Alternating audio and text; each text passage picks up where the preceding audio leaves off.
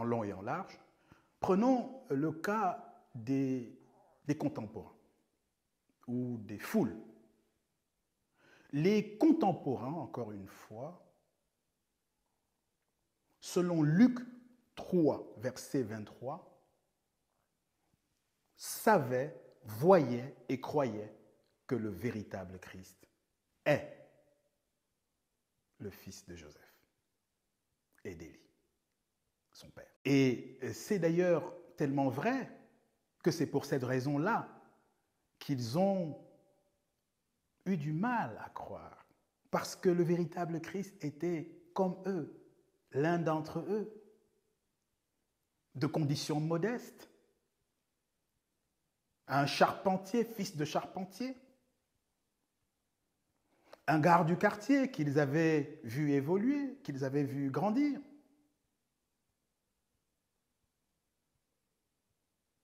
L'un des leurs, en réalité.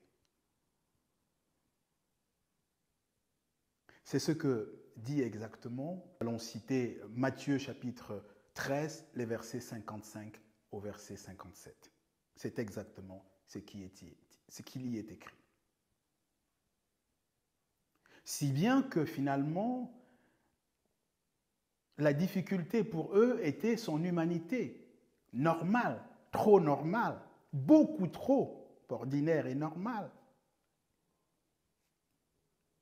Ils seraient bien allés avec un autre. Ils auraient plus facilement reconnu un autre, alors même que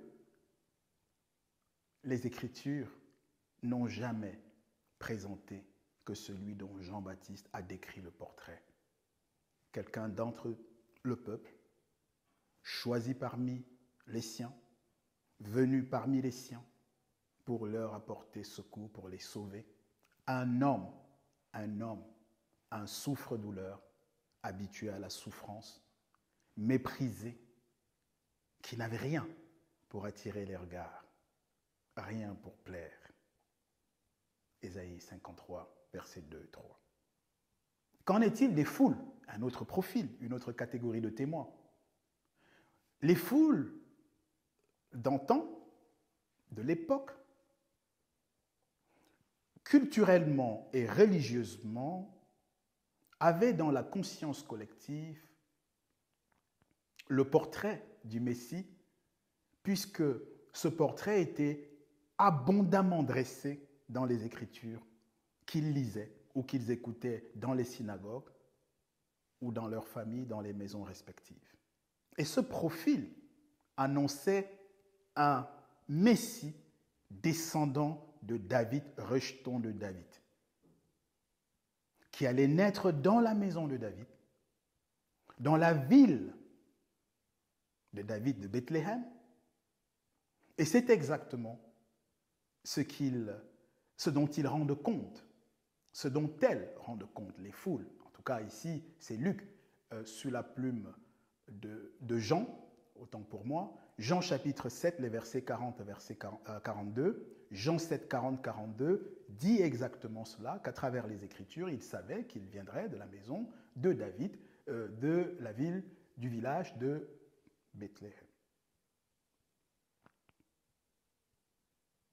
Il y a un verset savoureux de ces foules. C'est le fait que dans Matthieu 21, les versets 8 à 11, ils étaient tellement sûrs de ce qu'il y avait dans cette conscience collective quant au portrait du véritable Christ, qu'au moment où celui-ci, quittant sa Galilée natale pour entrer à Jérusalem, sur l'âne, ils ont enlevé, ému. Ces versets, ému. Ému, la foule, les gens enlevaient, étaient contents, enlevaient leurs vêtements pour les positionner, les poser par terre, en faire une sorte de tapis rouge, de tapis solennel, pour que le véritable Christ y marche afin d'entrer à Jérusalem. Matthieu 21, versets 8 à 11. Il est rentré à Jérusalem sous les Hosanna, fils de David. Fils de David. Hosanna dans les cieux très haut. Voilà comment la foule identifiait le véritable Christ, fils de David. Voyons à présent une autre catégorie de profil. Le tout venant. Lorsque Jésus pose la question à ses disciples, « Que dit-on que je suis, moi, le Fils de l'homme » Lui-même, le véritable Christ, s'appelle Fils de l'homme, c'est-à-dire fils d'un homme, c'est-à-dire descendant d'un homme. Mais le Jésus-Christ du christianisme, de quel homme est-il le Fils? Il n'est ni fils d'homme, puisqu'il ne descend absolument d'aucun homme sur la terre. Il n'est même donc pas de l'espèce humaine, puisque pour être de l'espèce humaine, il faut un géniteur mâle et un géniteur femelle, et une génitrice femelle. Nous voyons donc que lorsque Jésus pose cette question, c'est dans Matthieu chapitre 16, les versets 13 et 14, que dit-on que je suis moi le Fils de l'homme? Ses disciples lui rapportent ce que les gens racontent. Et les gens, c'est qui? C'est les gens de la foule dont nous venons de parler, c'est les contemporains, c'est le tout venant, c'est tout le monde en fait. On dit de toi que tu es Jérémie, d'autres disent que tu es Jean-Baptiste, d'autres encore disent que tu es Élie, etc., etc. On le compare à tout un ensemble de prophètes, c'est-à-dire d'hommes nés de manière conforme à la procréation de deux parents, des hommes ordinaires. Le tout venant compare ou confond le véritable Christ à Jean-Baptiste, à Jérémie ou à d'autres prophètes. Ceci est un fait marquant. Ça veut dire qu'à leurs yeux, quand ils regardaient le véritable Christ, en fait, ça aurait parfaitement pu être Jean-Baptiste ou Jérémie. Il n'y avait aucune différence au niveau du phénotype, au niveau de la réalité qu'ils avaient devant eux. Voilà pour ce qui est du tout venant. Qu'en est-il des Juifs, donc? Une autre catégorie de profils, de témoins.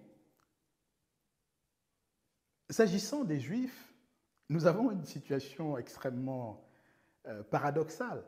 C'est que c'est précisément ce que les Juifs lui reprochaient au véritable Christ. On lui reprochait son humanité. Il est écrit dans Marc chapitre 6, les versets 2 et 3, mais ce gars-là, c'est pas le charpentier, ça.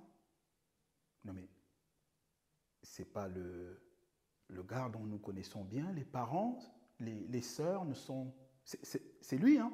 C'est lui. C'est celui dont les frères sont parmi nous. C'est le gars, là, le fils du charpentier, le fils de... Nous connaissons sa mère, nous connaissons ses frères, nous connaissons... C'est bien lui. Mais d'où lui viennent toutes ces choses? Mais il sort d'où avec tout ce qu'il raconte là? D'où lui vient cette sagesse? Quand il l'écoutait à la synagogue, il n'en revenait simplement pas. Voilà comment les Juifs regardent Jésus. Ils le regardent comme un homme. Pour eux, il est 100% un homme. Il n'y a même pas de débat. C'est, je le répète, le christianisme qui a introduit un faux Christ après la mort des apôtres, après la mort du véritable Christ et sa résurrection.